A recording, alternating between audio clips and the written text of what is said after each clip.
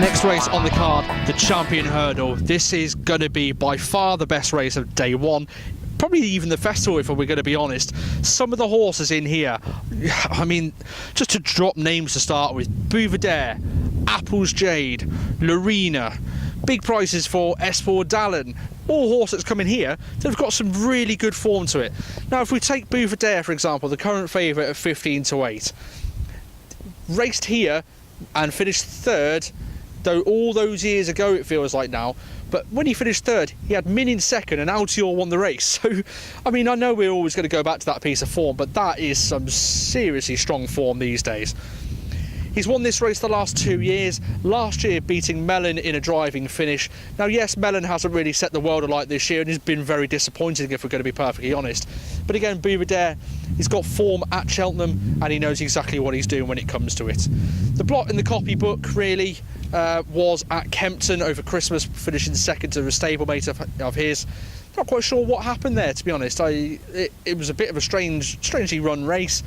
But Buvadere just couldn't find a lot, which was slightly concerning, really. That was his only defeat, however, since racing third in the Supreme. So realistically, you can see that this horse knows how to get the job done and is one serious, impressive animal. The race itself last year with Mellon, like I say, it was a driving finish, but it was a brilliant race. I was in club enclosure on the day, jumping past the final hurdle.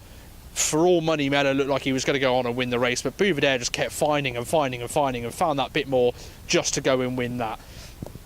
Second horse in here, 2-1, Apples Jade. Now, Apples Jade was going to go down the mare's route, now it's going down the Champion Hurdle route. If she goes this route, this could be an absolute burn-up, really, in the words of Matt Chapman. It could be brilliant. She was third last year, however, in the mare's race, which very disappointing if we're going to be perfectly honest. She was also beaten over at Punterstown after that, but the rumour had it that she was in season at the time, so you can slightly forgive that, but you'd still expected Apples Jade to run better than what she did. She was campaigned at 3 miles over this year to start with. She went back down to 2 miles. She's had a bit all over the place. However, she's been mighty impressive every single time this year. The Champion Hurdle over in Ireland that she won, she made everything look like it wasn't even going anywhere, to be perfectly honest. Very impressive speed throughout, and just to go and clear off like she did, no wonder they decided in the end to go down the Champion Hurdle route, because to be honest, I think that's what everybody wanted, just for her legacy purposes, if anything. Yeah, she could turn up and she'd probably win the mares, not a problem, but you want something to remember you by. So the Champion Hurdle might be the way to go. Those two, I really couldn't split them. If I was going to, I might not even have a bet in this race alone myself, but those two is definitely where it's going to come from, in my opinion.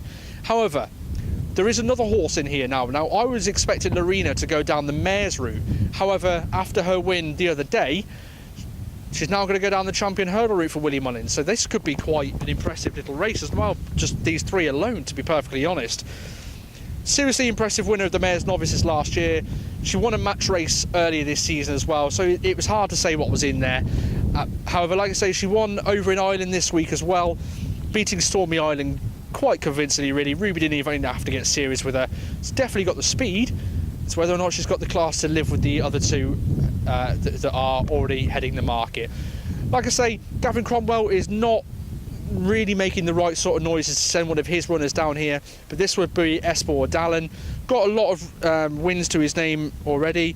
A grade 3 winner on his last 3 starts, so yeah, going from a grade 3 to a grade 1, you've got to step up a bit, especially when you've got horses of this calibre in front of you. But if he does, 16-1, I could expect a place. I would have thought I could find 3 or 4 place markets, and I'm not going to rule that out either. So this race, like I say, definitely going to be the highlight of day one. Buvadere, Apples Jade and Lorena could be an absolute burn-up. I expect Buvadere to be on the front end. I expect Apples Jade to be on the front end, and she can make it all if she has to. But this is going to be an absolute joy to watch.